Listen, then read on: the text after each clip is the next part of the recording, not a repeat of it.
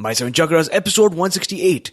It may be that when we no longer know what to do, we have come to our real work, and that when we no longer know which way to go, we have begun our real journey. The 7 chakras, swirling vortices of energy, positioned throughout our body from the base of the spine to the crown of the head. For thousands of years, this ancient wisdom has been passed on from master to disciple. What are the functions of these energy centers? And could these chakras help you unlock your destiny and find your true purpose? Welcome to My 7 Chakras. And now, your host, Aditya Jai Kumar.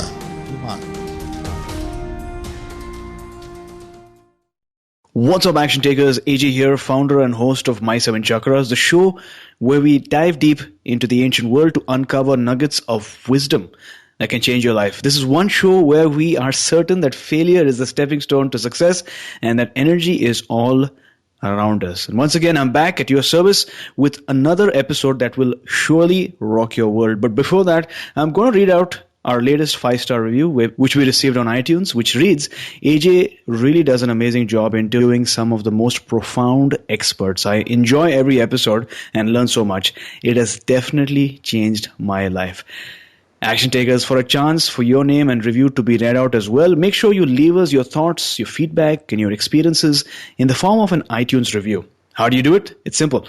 If you're on your phone, on the podcasts app, just click reviews and click write a review. Or you can visit this link, my7chakras.com/review. That's my7chakras.com/review, and it'll take you directly to the review page. Again, reviews are the single most effective way to show us some love and let iTunes know that you are an action taker, because every review matters. And with that, we are now ready to welcome our very special guest for today, Tarah Long. So Tarah, are you ready to inspire? Yes, I am. Thank you, AJ. Tarah Long, the Health Alchemist, guides people to awaken their inner healer so that they can heal themselves from chronic health challenges like anxiety and panic attacks, chronic fatigue, and chronic pain.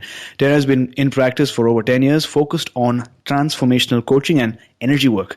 With managing a business comes the additional responsibility of steady growth challenges along with aspects of finance. And she believes we have all the power within ourselves to nurture this life form. All levels are addressed: mental, emotional, spiritual, and physical. Her mission is to empower people to know that they can heal and nurture themselves. So Tarah, welcome to My 7 Chakras. Before we move on, take a few moments extra and tell us a bit more about yourself and fill in any blanks that I might have missed. Thank you so much. That was a wonderful introduction. Thank you, AJ. So yeah, you're right. Everything you said is correct. I live in an extra piece is I live in Honolulu, Hawaii, which is, I'm looking out my window right now. I'm in my home office. I'm looking at Diamond Head, which, if you know where that is, it's on the south shore of the island of Oahu. And it was my dream to live in Hawaii. So about 8 years ago, I made the move here, and it was really life-changing. And I did that because I was able to be empowered myself, and I learned how to do that. So I myself struggled with, and I know we'll probably get into this, chronic fatigue syndrome since the age of 22. And the reason I do what I do now is because I learned how to heal myself. And now it's my just extreme passion to share that knowledge with others, because we don't have to suffer. We don't have to suffer no matter what's going on with us. So yeah, thank you so much for having me. I'm so happy to be here. Wonderful. And with that, I finally know the correct pronunciation of Hawaii. It's Hawaii, right? With the stress towards the end and not Hawaii. It is. It's actually, if you're saying the really correct pronunciation, the W sounds like a V, so it's Hawaii. But Hawaii is the kind of what, locals will say. So yes, very good. Awesome. So like always, let's begin this show with some inspiration. What is your favorite inspirational quote? And also tell us, how does this quote apply in your life? Awesome. I have so many quotes I use in my social media. I am constant. People know me as like the quote lady because I'm constantly putting quotes up. So I couldn't really choose a favorite one, but I did choose one that is my favorite right now, and I'll tell you why. So it goes like this. It may be that when we no longer know what to do, we have come to our real work, and that when we no longer know which way to go, we have begun our real journey. And that's by Wendell Berry, who's an American author. And the reason why I chose that quote right now is because I feel as though when we're able to just surrender and let go and say, I don't know, that is when the magic happens. Whether it's we're trying to heal or trying to heal, in our bodies, in our lives, in a relationship, whatever we're looking for, I feel like when we can just let go of the thinking and let our intuition kind of take over, that's when we actually get the answers. And it's so important because people are, perfectionism is something that is kind of an epidemic in our culture. And when we can just realize that, well, if we can just let go a little bit, the right answers will come to us. So that's my quote for today. Wonderful. Thanks a lot for sharing this quote with us. I think it's really powerful. When we no longer know which way to go, as you mentioned, that's when the magic happens. And I think a lot of our listeners can take a lot of inspiration from this because they know that it's okay to be imperfect. And once that happens, we can truly rely on our intuition and let it guide us and nudge us along the way to our purpose. So thanks a lot for that wonderful quote. Sure. And with that, let us dive in. So Tarah, you help people who do not feel good in their bodies, right? So what are some of the challenges that you help people overcome? Yes. So I really am passionate about helping people with anything that's been kind of chronic in their body, whether they've had a diagnosis, from a doctor, or it's just symptoms. Sometimes people just don't feel well and they've maybe been to the doctor and haven't gotten a diagnosis, or, like they're just tired and they have pain, joint pain, or, they just don't feel well overall. But I also help people who have chronic fatigue syndrome, fibromyalgia, various autoimmune disorders, digestive issues like IBS or Crohn's, migraine headaches, anxiety, depression. I mean, the list really goes on because the way that I'm looking at the body is not from a Western perspective, right? It's from, okay, there's an imbalance. Your body's just giving you a message. Let's figure out what that message is so we can take the inspired action to heal. Got it. Now, diving a bit deeper, you spoke about chronic fatigue syndrome, fibromyalgia, chronic pain, and autoimmune disorder. Why do they face such a challenge in the first place? What's missing in the conventional treatment to these challenges? Yes, thank you. That's a great question. Well, there's really not much that I've found that I've seen that conventional Western medicine actually has to offer these folks at all. Having gone through chronic fatigue syndrome when I was in my 20s, like I said, when I was 22, I got really, really, really sick and I didn't know what was wrong with me, but everything in my body was shutting down. And it's so much more than fatigue, right? The name chronic fatigue syndrome is silly because it's really, there's so much more going on. There's neurological issues. You can't, for me, I couldn't remember words or how to speak properly. I mean, I had migraine headaches. It was just the whole thing. I couldn't stay awake. And I went to Western doctors for 6 months, and they did test after test and gave me all these medications, whether it was for depression or, just treating the symptoms, anxiety, pain, and basically said, well, we can't really find anything wrong with you. And my one doctor finally told me 6 months in, she said, I think you have chronic fatigue syndrome. And I said, okay, so what is that? What do I do? And she said, well, we don't have any treatment for that other than just, symptomatic treatment with medication. And she told me to go home and Google it because she didn't have any answers for me. She said, we think you can't have red wine or chocolate, but you should really go Google it. It's like, okay, thank you for being helpful. So there's a lot of limitations there because if they don't see something on their, in their blood panel, then they're not really sure what to do. And so I really quickly in that moment, after having my period of like self-pity or what have you, I thought, oh gosh, I'm going to have to figure this out for myself. I'm going to have to figure out what to do to heal myself here. And so that was really the beginning of my self-healing journey. And I hear that over and over for the past 10 years with my patients and my clients who struggle with illnesses like this, just feeling really misunderstood, feeling unheard, and just not having anything that can really help them in the conventional system. Got it. So I think the unique thing about you is that you've gone through chronic fatigue yourself, right? And through the process, you realize that it's not just fatigue, it's so much more. And when you sort of resorted to conventional treatment, they did not have a solution for you. They asked you to go to Google and they added you with a lot of medication, which didn't really solve the problem. Nope. So with that, let's talk about the solution now. You have what is called transformational coaching program. So what exactly is it? Thank you. Yes. So what I've learned over the past, since I was 22, I did go to acupuncture school. So I'm also an acupuncturist. That's my foundation in Chinese medicine.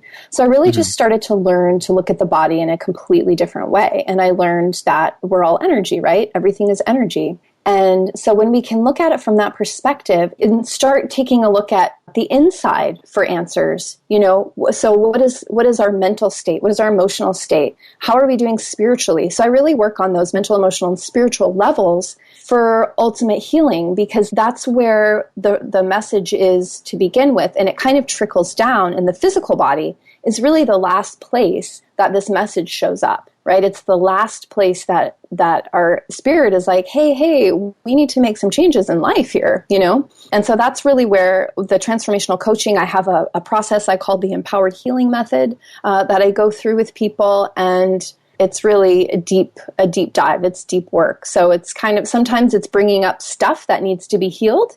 And, it's a combination of that. And also the foundation is really self-love. I found that with self-love, everything kind of can grow from that. Mm-hmm.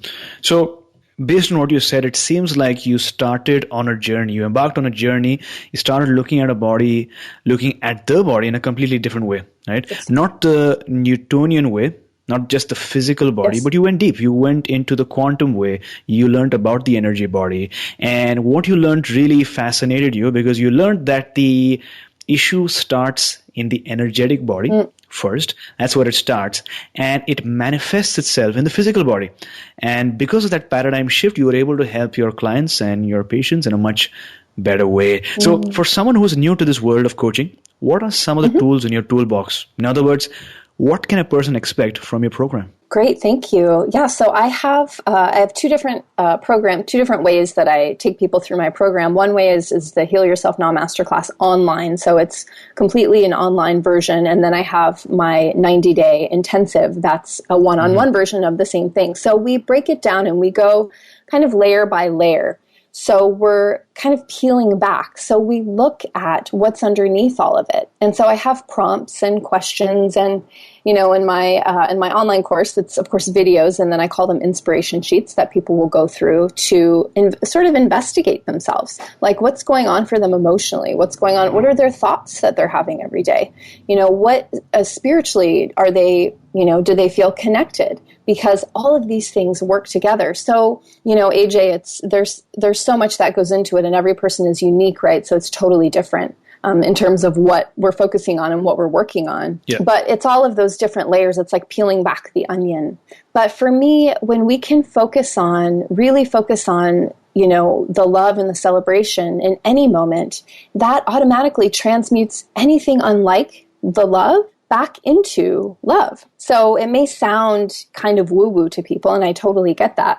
But there's plenty of studies done on, levels of consciousness and how it actually, allows the body the space for healing. When we're stressed and when we're, feeling just bad in our mind and in our heart and in our spirit, it sends all those messages to our cells, to every cell in our body, right, to follow suit. But when we can bring ourselves into a state of love and gratitude, that is the space where healing is literally inevitable.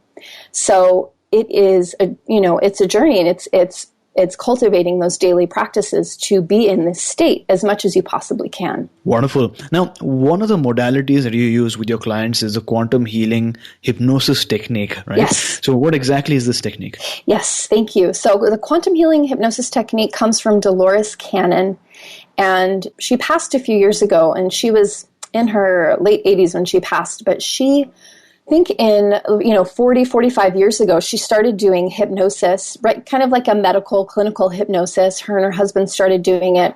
And then she realized, when they would bring people back into hypnosis, they were doing it for things, I think, like weight loss and things like that people would start, going way back into these past lives, and they would, all this healing would happen. So their like subconscious, or what I like to call your higher self, would come through during the session and actually create this healing for people, and sometimes instantaneously.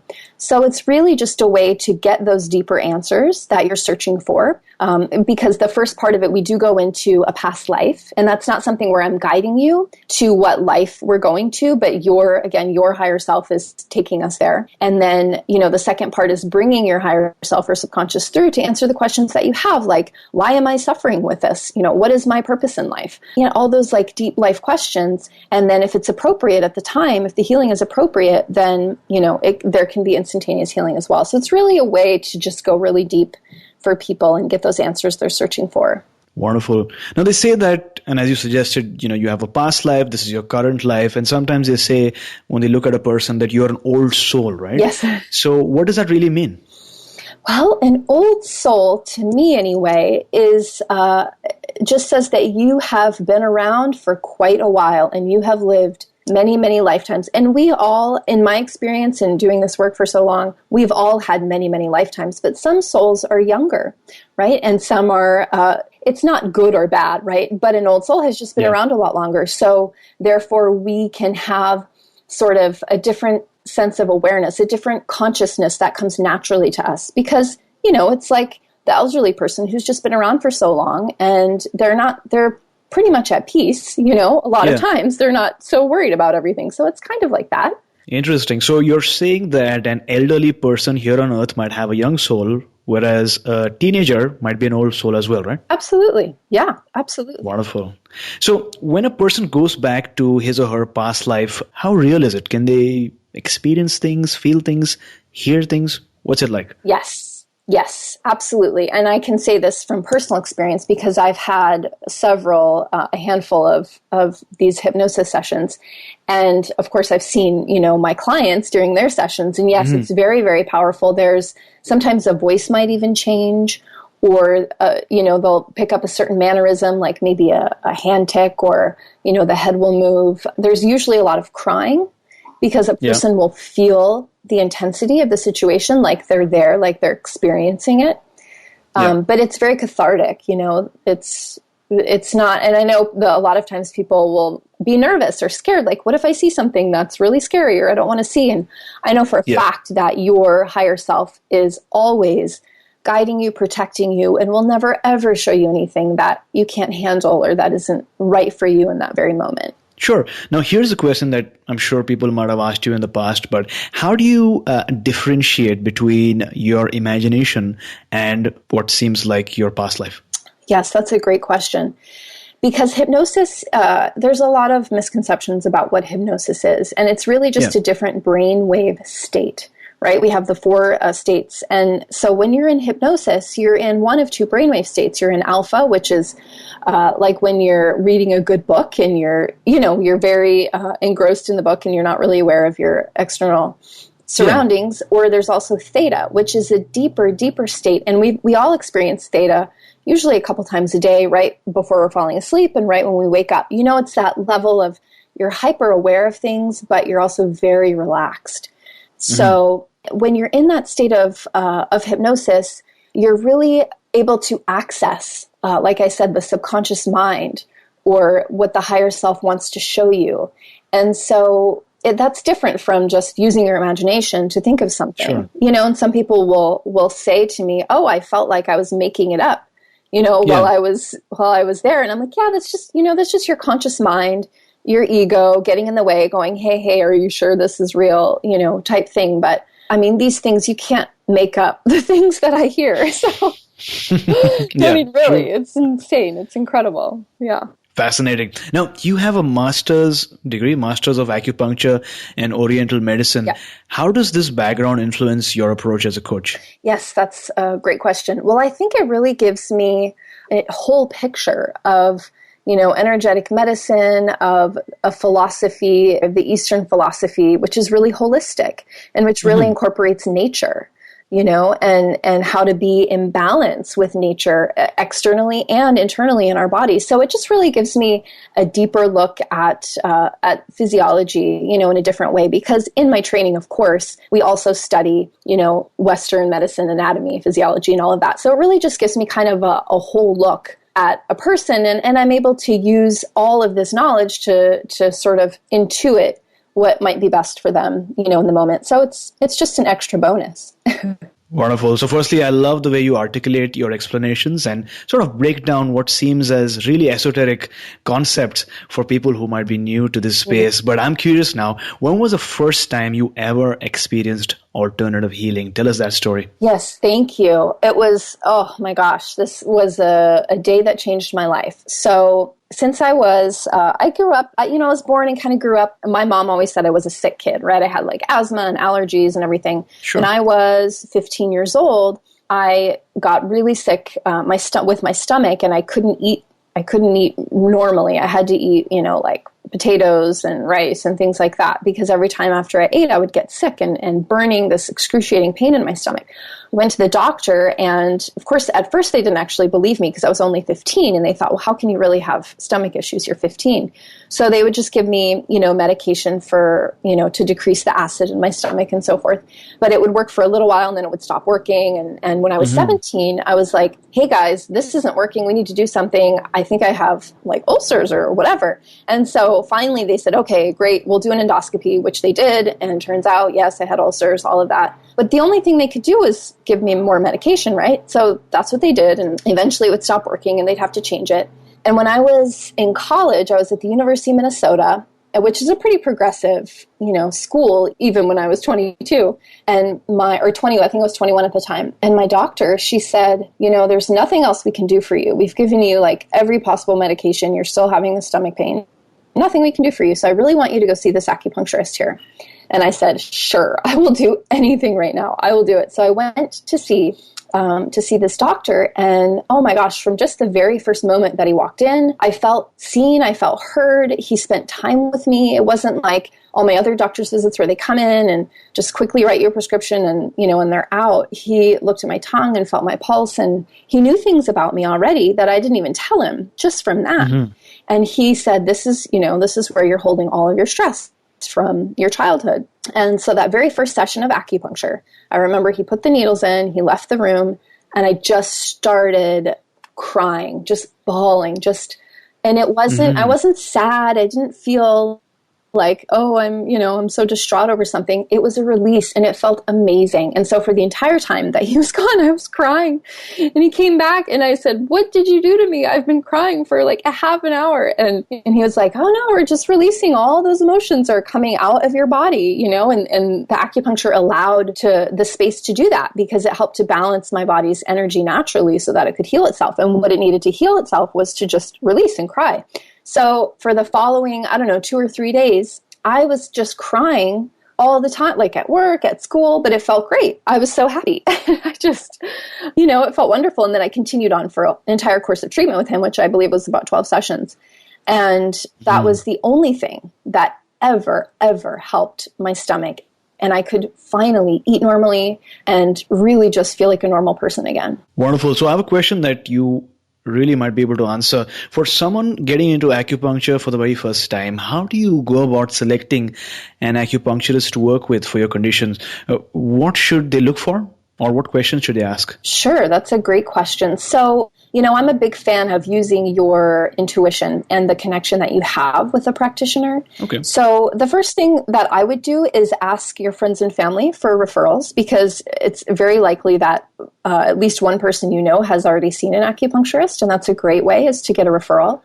And you can also, I really like Yelp because there's lots of reviews on Yelp, which might sound strange to find an acupuncturist, but you can and just get a feel for this person's energy as much as you can via their website and on the phone. I often have people just call me and want to chat, so I'll talk to them for 15 minutes and we'll just see, if this is a good fit. You can also just make an appointment to go in and have a chat. You can interview them. I mean, that's okay to do also.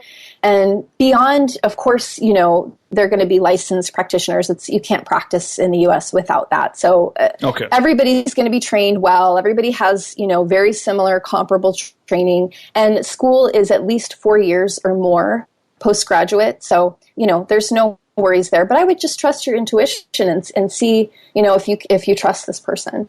Wonderful. So, Tarah, thanks a lot for sharing those insights with us today. For someone who really wants to take action today itself towards their transformation, what is it one action step that you'd like to recommend for our listeners?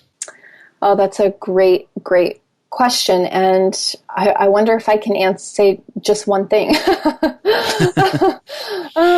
Because I think I'm trying to think here what would be the best, because I really like to use my 5-step empowered healing method to get people started on their healing journey. Because here's the thing.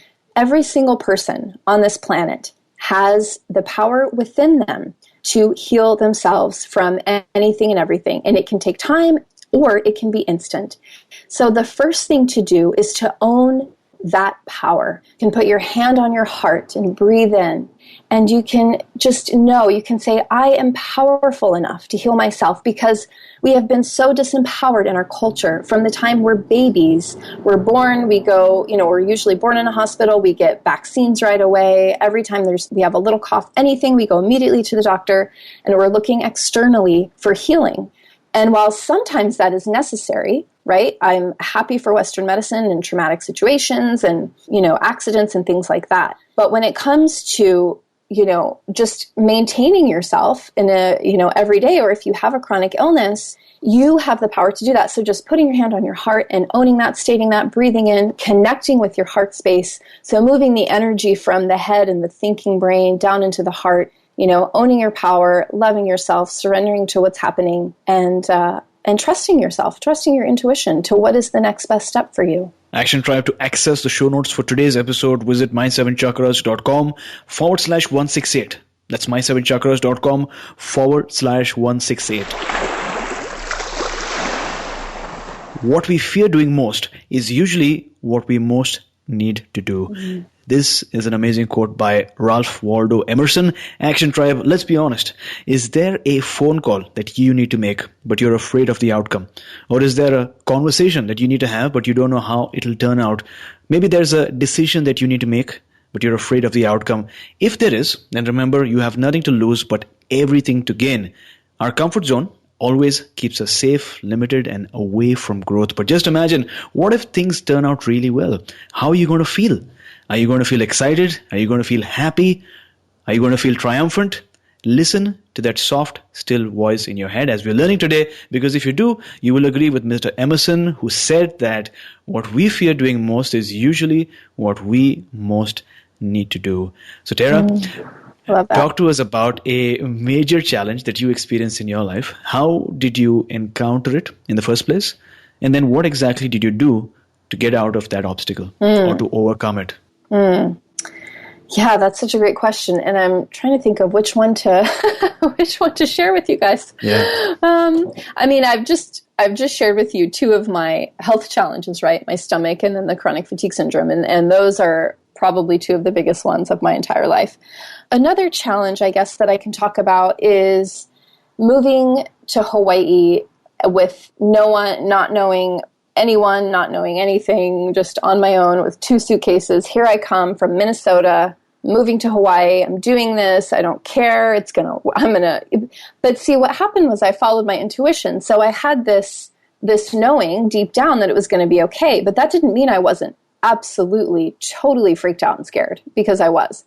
I think I had maybe $1,000 in my bank account. I was moving here. So that was really for me to find the deepest place of strength for myself, and just know that it was all going to work out. And yes, there were definitely, moments of challenge. But for me, I think, the biggest challenge is sometimes just getting up every day and continuing in the face of that. And so it's just tapping into that intuition and trusting in the universe, trusting yourself. So I made it through that that time just purely on faith. There was nothing else. And the universe worked it out for me because I knew it was going to work out. And the truth is, it always works out. When we take that step, like you were just saying, you may be afraid of the outcome, but what's the other option? That you just stay complacent and sedentary and you don't move at all. And what does that do for you? So what are the possibilities? And so just continuing to ask yourself, what else is possible here? What else is possible? And knowing, of course, as we know in quantum physics and quantum mechanics, there are endless possibilities. And why not focus on, the possibilities that you most want? So. Well, thanks a lot for sharing your story. If you had to share with our listeners one major life lesson from the story that you just shared with us, what would it be? I think just trust yourself. I think you are enough as you are right now. You have everything inside of you that you need to fulfill the desires, because a desire, there's nothing wrong with having a desire. I know in a lot of spiritual, arenas, desire is bad. Well, it's only bad if you're longing for it, if you're thinking about all the ways you don't have it. But to have a desire and to follow that and use what you have inside of you to follow that, that's the absolute best thing you can do for yourself and every other person in the world, right? So trust yourself, follow those lights. They will lead you home. Wonderful. So I love your story. You shared that at one point in your life, you made this major decision to move from Minnesota to Hawaii, places that were really different, not only culturally, but also distance-wise, right? Yes. So, but you decided to make that move anyway. You did not have any connections. You did not know anyone, no family over there. And not only that, you had limited money. But you decided to move anyway. You decided to find that strength within yourself and assure yourself from time to time that things were going to work out. And most importantly, you decided to wake up every day feeling positive and empowered. And I think that decision, especially early in the morning, made your day work out even better, right? Because you started your day really strong, really empowered, really focused. And because you took the step, because you had the faith, things really worked out. So with that, you really taught our listeners today that you shouldn't really be afraid of taking that step if you know deep down that this is what you have to do. So thanks a lot for sharing. Sure. Thank you. So Action Tribe, I may not have met you, but because you are listening to this episode right now and you have listened so far, I do know this one thing about you, that you are brave and you are an action taker. I know many of you are living in regions where meditation is very new, in regions where it's not cool to talk about chakras, in regions where yoga might be considered taboo, in regions where Reiki is not welcome. Whatever your circumstances are, don't let that prevent you from doing what you know is true deep inside, like I mentioned a while back, and like Tarah also mentioned so many times today. Trust your instincts, trust your inner voice, and trust your intuition. And more importantly, take full responsibility of your life, because like Irene Kasurla once said, the pen that writes your life story must be held in your own hand, not in somebody else's hand, but that pen must be held in your own hand. So Tarah, as on today, what is your life's calling? Well, I feel really, really blessed to know what that is, because a lot of my, people I work with are struggling with that. My life's calling is, the reason that I am here on this earth at this time is to empower people to heal themselves. And, that's through lots of different tools and practices, but most of all to know that you have it inside of you. And when you love your own heart unconditionally, when you accept yourself as you are, that is the foundation and the basis for all healing. And for, it doesn't mean that we're constantly always going to be positive and, just for positive's sake, but you can, when you just love yourself as you are, even if you're feeling sad in the moment or you're not feeling well, put your hand on your heart and it's okay, I love you. It's okay, I love you. And that love is the most powerful thing in the world. So that is my core purpose. Wonderful. So we're going to talk about a defining moment now. If you had to go back in time, was there ever a time when you experienced a defining moment that really changed your life? I think I've had a lot of those defining moments, right? When you find yourself, as they say, having like a come to Jesus moment where you're just like, what do I do? And those moments of complete and total surrender are the moments I remember the most. I remember when I was living I went to acupuncture school in Austin, Texas. And so I was living there and was just not feeling, I had graduated from acupuncture school at this point already, and I knew there was a next step for me in my life. And I've always felt that, my call was bigger than myself, and that I have this duty, to humanity. And I just didn't know what the next step was, if I should move, what I should do, where I should go. And I was having, challenges with that. And so I was just asking and praying. And I remember being on my floor, my dining room floor, and just tears just streaming down my face, just not knowing. And the minute that I just let everything go, then things started to totally fall into place for the next best step. Because the thing is you don't have to know the entire vision, right? I mean, that's ridiculous to think I'm going to know what the entire next 5 or 10 years of my life looks like. The only thing you need to do is ask, what is the next best step for me in this moment? And so in that moment for me, I just let everything go, and I got the intuition, the hit that it was time to move from Austin, and it was time to do something else. And so right from that moment, everything just started to fall into place. Yeah.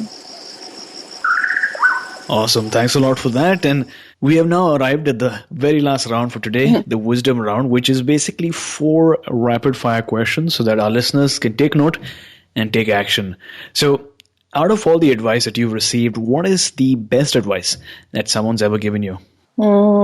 I think it just goes back to loving myself as I am in every moment. Just loving the most powerful thing that any of us can do is to love your own heart. Yeah. Sure. Name a personal habit that keeps you going. A personal habit? That's right. Okay.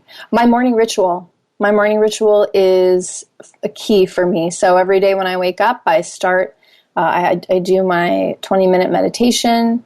I do journaling, visualization, some yoga, and yeah, that's amazing. Great. So name a book that you'd like to recommend for our listeners today. I think for today, the book there's so many really, but the book I'm reading right now is called Healing and Recovery. And it's by David R. Hawkins, Healing and Recovery. And his life's work is doctor. He's a doctor and a PhD and all of that. But he talks about the levels of consciousness and healing within that system. Well, we'll have these nuggets up in the show notes. Action Tribe, to access today's show notes, visit my7chakras.com/168. That's our website /168. So Tarah, thank you so much for coming on our show today, talking to us about your experiences and how you really help your clients feel more comfortable in their bodies and take action towards a complete transformation. And before you go, tell us one thing that you are grateful for and tell us the best way we can find you. Thank you.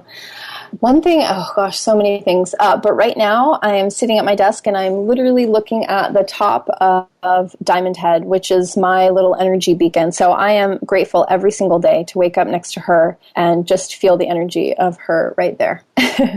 Wonderful. And the best way to find me would be, I also have a podcast. It's called the Wide Awakened Healing Podcast. It's on iTunes.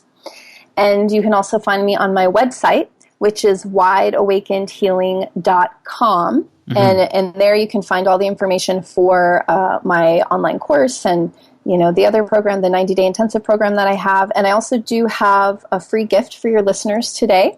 It's a free guide to empowered healing, and it's 9 ways to free yourself from dis-ease. So you can find that at wideawakenedhealing.com/my7chakras. So thanks a lot for that gift. I'm sure our listeners would love this gift. Definitely.